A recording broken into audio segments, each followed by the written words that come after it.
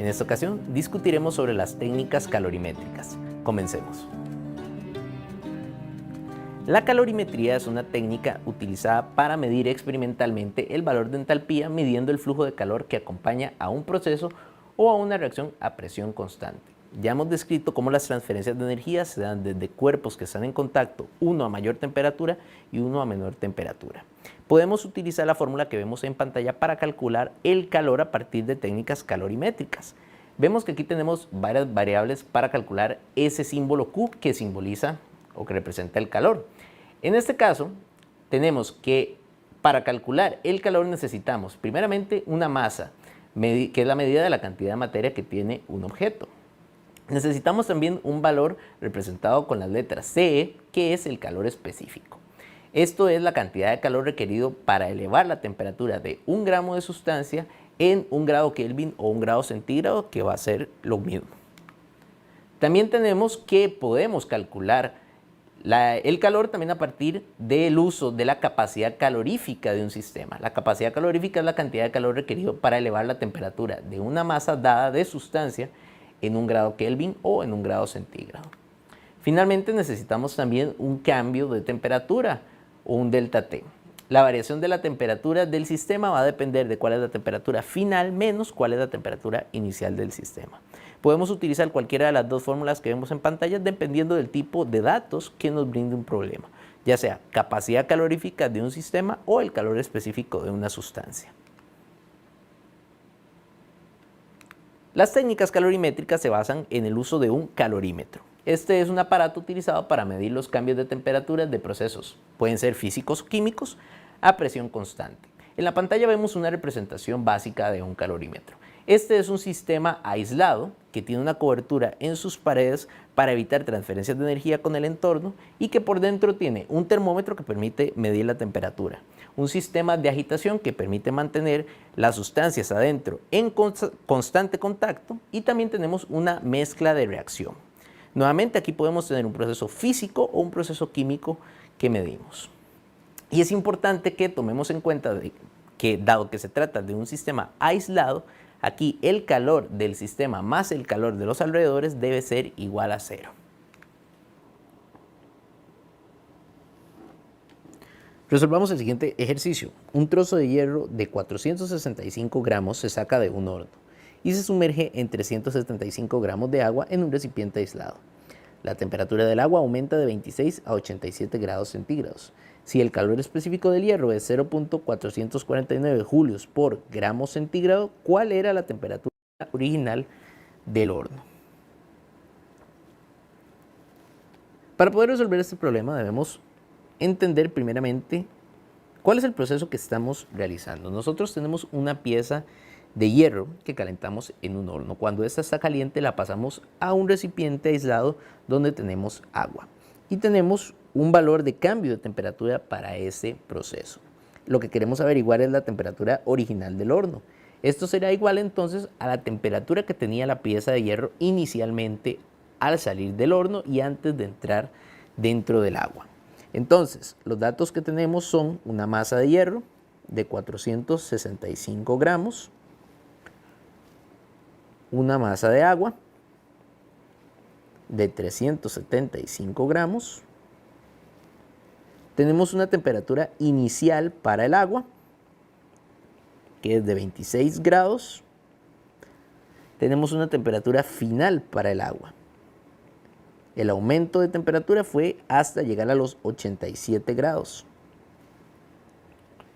Tenemos también un valor de CE, calor específico, para el hierro de 0.449 julios por gramo centígrado. Y deseamos averiguar cuál es la temperatura entonces del horno. Como les comentaba, esto va a ser igual a la temperatura inicial del hierro, porque la pieza de hierro estaba recién salida del horno. Entonces, este va a ser nuestro valor que queremos averiguar. Otro detalle importante que debemos tener en consideración cuando resolvemos problemas de calorimetría es que un dato importante es conocer cuál es el calor específico del agua. Este valor es una constante con un valor de 4.18 julios por gramo centígrado. Y finalmente debemos recordar también que el cambio en la temperatura lo podemos calcular como la temperatura final del sistema menos la temperatura inicial del sistema.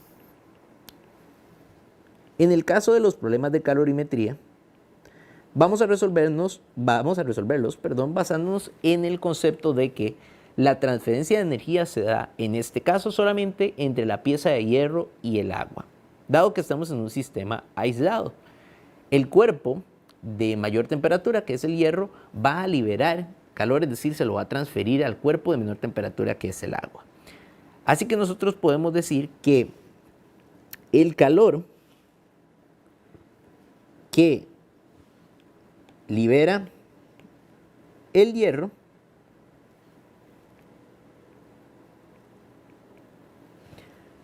va a ser igual a el calor que está absorbiendo el agua. Ese va a ser nuestro principio básico, dado que estamos considerando que solamente estos dos participantes están involucrados en la transferencia de energía. Nosotros podemos tomar estas fórmulas de calor y desplegarlas en las variables que las componen. Por ejemplo, podemos decir que el calor del hierro va a ser igual al menos masa de hierro multiplicado por el calor específico del hierro multiplicado por el delta T del hierro. Y esto va a ser igual a la masa del agua multiplicado por el calor específico del agua y multiplicado por el cambio en la temperatura.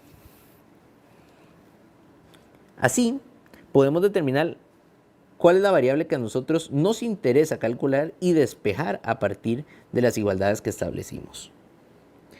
Nosotros queremos averiguar el cambio de temperatura porque de esta manera podemos llegar a la temperatura final del hierro y a la temperatura inicial también.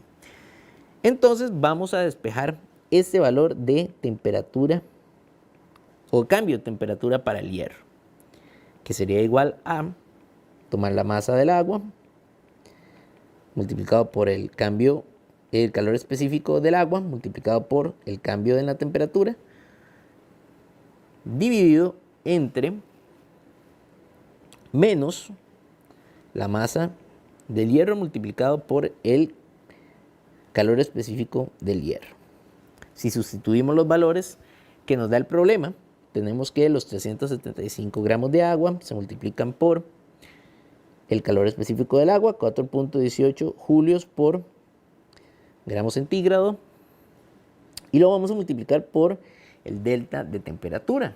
En el caso del agua, el delta de temperatura es temperatura final menos temperatura inicial. La temperatura inicial es de 26 grados, la temperatura final es de 87 grados centígrados, entonces sería 87 grados menos 26 grados. Y todo eso lo vamos a dividir entre menos 465 gramos, que es la masa del hierro, multiplicado por 0.449 julios por gramo centígrado, que es el valor del calor específico para el hierro. Todo este cálculo nos va a dar un valor final de cambio de temperatura de menos 458 grados centígrados. Ahora, este valor es el cambio total en la temperatura que sufrió el hierro. Todavía tenemos que hacer un cálculo adicional para poder obtener cuál es la temperatura inicial a la que se encontraba la pieza de hierro y por ende el horno. Si tomamos la fórmula del cambio de temperatura para el hierro, tenemos que equivale a temperatura final del hierro menos su temperatura inicial. Aquí queremos averiguar la temperatura inicial, así que la vamos a despejar. Tendríamos que la temperatura inicial del hierro sería igual a la temperatura final menos el cambio en la temperatura. Ahora la pregunta es, ¿sabemos cuál es el cambio total en la temperatura del hierro, pero ¿cuál sería en este caso la temperatura final del sistema? Resulta que en estos procesos de transferencia de energía siempre se va a alcanzar al final un equilibrio termodinámico, es decir, la pieza de hierro y el agua comienzan a diferente temperatura, pero la transferencia de energía va a detenerse cuando estos alcanzan la misma temperatura. Esto quiere decir que la temperatura final del hierro siempre va a ser igual a la temperatura final del agua para un sistema como este. Así que el cálculo final sería 87 grados menos 458 grados.